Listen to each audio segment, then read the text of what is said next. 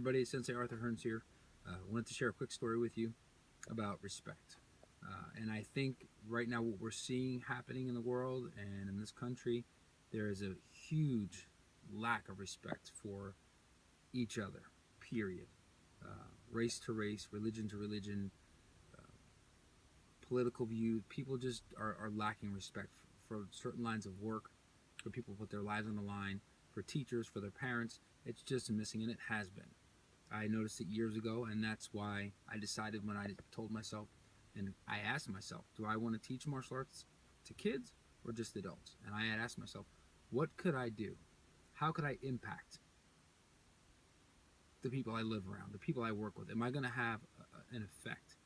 And when I decided that I was going to teach martial arts to kids, it was something that had happened to me when I was in kindergarten that made me think that it would be a good idea, that I could really make a difference. And when I was 5 years old, I ate at a friend's house. His name was Joe, and he was one of my best friends during the preschool, kindergarten, first and second grade. And his dad had commented on my manners, and he said how polite I was.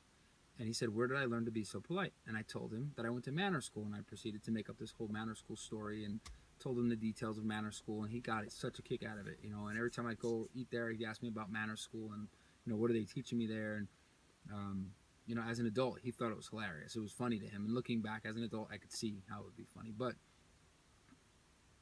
I did go to manner school. There was no brick and mortar school, but it was at home. My parents, my grandparents, my aunts, my uncles, anybody who was around me giving me positive information. Sometimes it was the neighbors of my grandparents, the neighbors of my uncles, somebody that lived on that street. They would impart their wisdom to you and teach you a lesson maybe.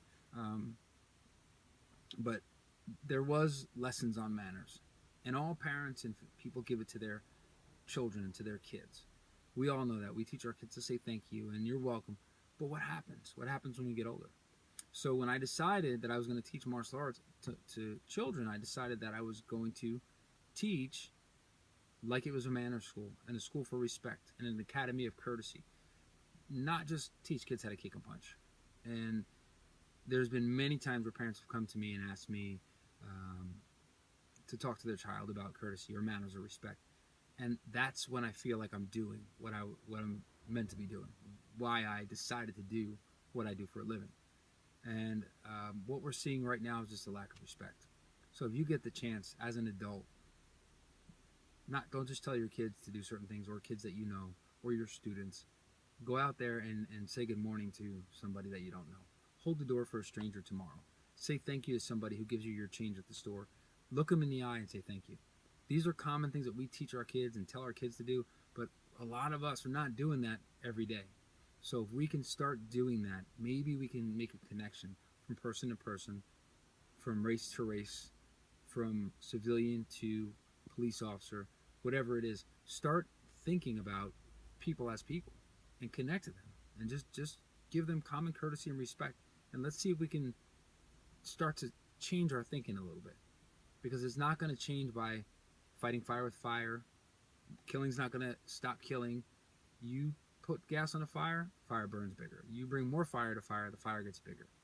We have to look at this a different way. It's going to start from everyday people and from the kids learning respect at home and practicing it, and then us being the role models of that. So let's make a difference, all right? Let's do something positive to have an impact on our community, on our neighborhood, on our society. And look, don't fuel the fire.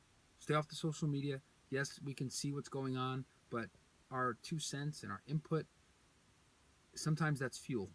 So take action. Take real action that's going to make a positive difference in society. That's going to make it better for everybody. All right.